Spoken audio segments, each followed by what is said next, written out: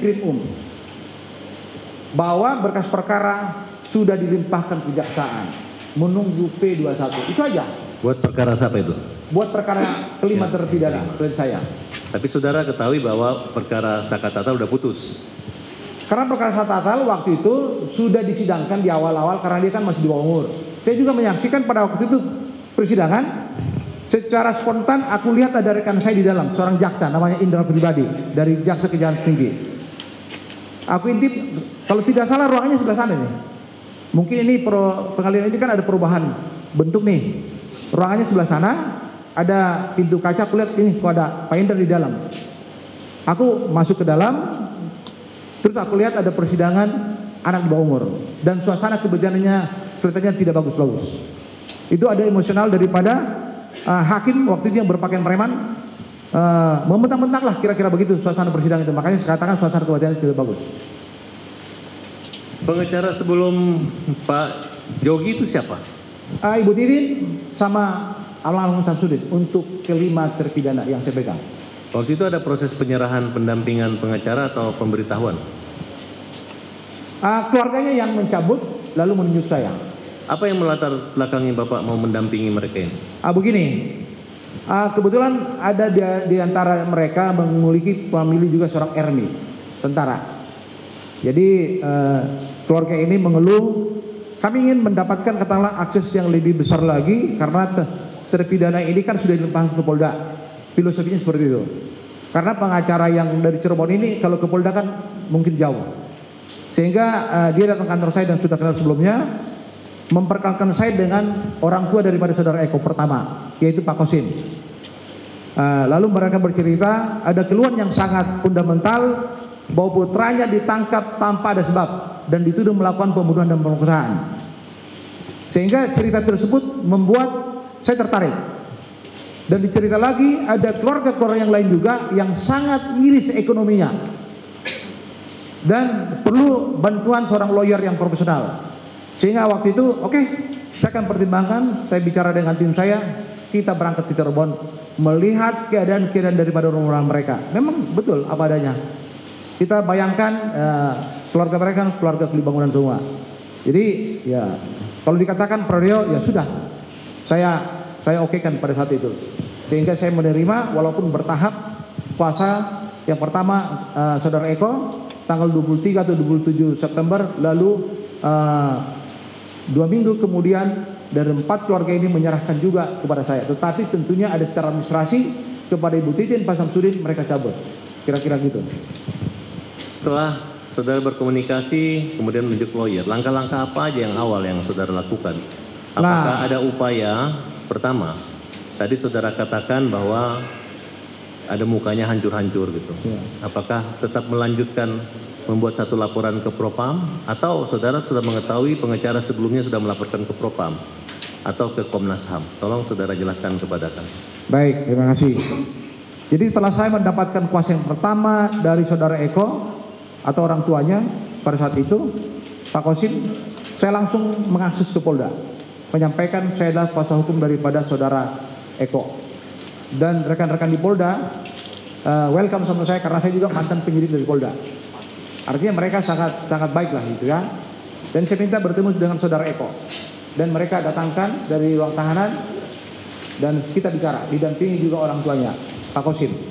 Artinya masih terlihat secara fisik apa yang menjadi persoalan batin daripada keluarganya, banyak luka-luka. Saya hanya minta tolong ini dibawa ke klinik. Karena wilayah Polda Jabar itu saya tahu di mana kliniknya. Dan penyidik pada saat itu ia mengiyakan sudah kami lakukan perawatan untuk yang Eko dan selanjutnya juga demikian terhadap yang 4 ya. Kami datang ke Polda Jabar dan juga kami diterima dengan baik dan kami juga dipertemukan dengan 4, berarti kan 5 nih ya. Saya masih melihat secara fisik apa yang menjadi keluhan daripada orang tuanya. Artinya ada kemungkinan pelanggaran kekerasan hak asasi manusia, kekerasan yang terjadi terhadap 5 klien saudara. Betul, karena mereka juga menceritakan ini kenapa penyebabnya. Mereka dipukulin di ruangan narkoba. Sejak mereka dibawa dari satu lokasi penangkapan ke Polresta Cirebon Kota di ruangan narkoba. dipukulin secara masif. Oke, kembali. Dan saya lanjutkan lagi karena tadi ada pertanyaan, apakah ini sudah pernah dilaporkan ke Propam maupun ke lembaga-lembaga negara lainnya? Nah, berdasarkan hasil koordinasi saya dengan Ibu Titin yang juga memegang untuk terpidana Saka Tatal dan juga Sudirman, ternyata sebelum kami mendapat kelimpahan kuasa sudah dilakukan upaya itu, melaporkan ke Propam, juga mengirimkan ke Komnas HAM maupun ke lembaga-lembaga negara lain.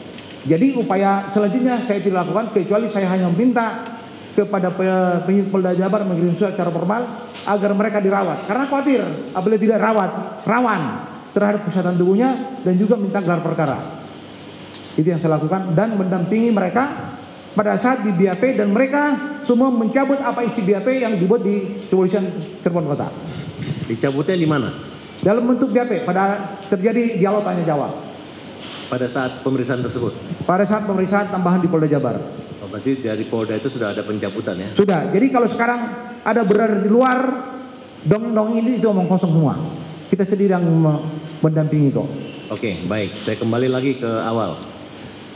Sepengetahuan saudara, ada berapa lokus kejadian? Kalau saya yakin hanya satu, only one, jembatan flyover. Itu aja, selain itu tidak ada. Jurisdiksinya di mana jembatan tersebut? Kalau mendengarkan cerita, ya, cerita itu bukan di wilayah Cirebon Kota, itu kabupaten. Kenapa saya katakan begitu? Ini kan ada temuan nih korban-korban tergeletak di tengah jalan. Yang datang itu kan dari kepolisian sektor Talun. Kalau kita lihat daripada hierarki daripada kepolisian itu kan induknya ke Cirebon Kabupaten, bukan Cirebon Kota. Sedangkan klien kami di malam kejadian itu berada di depan rumahnya Ibu Nining, sedang duduk-duduk, dan apapun yang mereka lakukan itu, terlepas itu bukan suatu kejahatan yang sifatnya membahayakan negara atau masyarakat, itu wajar-wajar aja menurut saya. Lalu karena ditegur oleh Ibu Nining, mungkin suasana sudah malam, maka berpindahlah ke rumahnya Pak RT, di mana di antara daripada anak muda ini itu yang sampaikan di acara dua sisi, ya, yang dipandu oleh Dwi Anggi, berpindah mereka ada namanya Kapi, dan itu tidak terbantahkan. Siapa Kapi itu? Kapi itu putra daripada Pak RT, Pak Pasren. Apakah Kapi termasuk orang yang ditangkap pada saat itu? Kalau yang ditangkap saya kurang tahu apakah dia ditangkap, tapi yang jelas Kapi ini sampai detik ini tidak pernah terproses sama dengan klien saya yang 5 terpidana terdahulu. Aneh bin, salah bin, ya. Ada apa? Ini kan menjadi pertanyaan besar, dan itu juga sudah kami pertanyakan kok di ruang persidangan, termasuk Ripaldi yang notabene tidak mengenal klien kami, tetapi disatukan dalam satu perkara 340. Saya sebagai dosen hukum pidana, aduh, ketawa juga saya melihat dakwaan seperti itu. Ngeri kan ya? Saya juga sebagai saksi ahli di dalam persidangan, ya ngeri banget ini, permainannya kasar, kira-kira begitulah. Oke, baik. Saudara saksi, di dalam keterangan di BAP Pasren itu dia menyudutkan lawyer pengacara, saya nggak tahu disebutkan siapa. Ya. Apakah ada upaya untuk meminta mereka untuk meringankan, sehingga itu membuat pengaruh yang besar terhadap kasus ini, seolah-olah ada ingin rekayasa yang dilakukan oleh lawyer? Begini, saudara jelaskan. Sebelum saya ditunjuk sebagai kuasa hukum terhadap 5 terpidana, keluarga ini sudah, keluarga khususnya klien kami maupun yang lain sudah pernah datang ke kediamannya Pak Pasren, dan mungkin sudah kita bisa lihat kok di podcast ataupun di siaran TV One ataupun NS TV, bahwa Ibu Aminah itu kan datang bersama-sama keluarga yang lain. Artinya Pak Pasren ini seolah-olah kan lepas tangan, silakan aja hubungi dengan pihak kepolisian. Nah, setelah saya ditunjuk sebagai lawyer, saya juga didampingi oleh keluarga menemui Pak Pasren dan diterima, tapi tidak persilahkan duduk. Jawabannya sama, silakan aja hubungi kepolisian. Saya nggak itu. Jadi gerak tubuhnya sama yang diperhatikan dia ketika keluarga terdahulu datang dan juga ketika saya datang mendampingi. Apa yang saudara inginkan dari pernyataan Pasren yang tiba-tiba dimanipulasi lah kira-kira? Sebenarnya sederhana aja. Kenapa you punya anak bisa selamat, yang lain tidak? Tinggal ngomong aja jujur, kan? Bahwa mereka adalah anak-anak orang baik yang tidak melakukan satu kejahatan yang dituduhkan. Itu aja sederhananya. Tapi kenapa? Sampai apakah ada sesuatu, saya kurang tahu. Dan itu mungkin nanti penyelidikan berikutnya kan sudah dilaporkan di Mabes Polri. Saya berharap ya Mabes Polri itu secara objektif melihat persoalan ini supaya clear. Dan berulang kali saya katakan di dalam live di TV, agar Rudiana juga baca jujur lah gitu kan. Jangan bersembunyi di balik organisasi kepolisian. Kasihan. Saya juga sebagai perwira kepolisian sayang sama organisasi saya. Tapi ketika ada yang berbohong, selalu berbohong, ada orang nih yang sedang menjalani hukuman seumur hidup, ya kasihan juga masa depannya mereka. Ya terlepas katakanlah kami sudah menyampaikan belasungkawa pada saat Rudiana hadir dalam ruang persidangan, sudah kami sampaikan. Itu hal yang sifatnya nih batiniah. Setahu saudara saksi, kasus ini pertama olah TKP-nya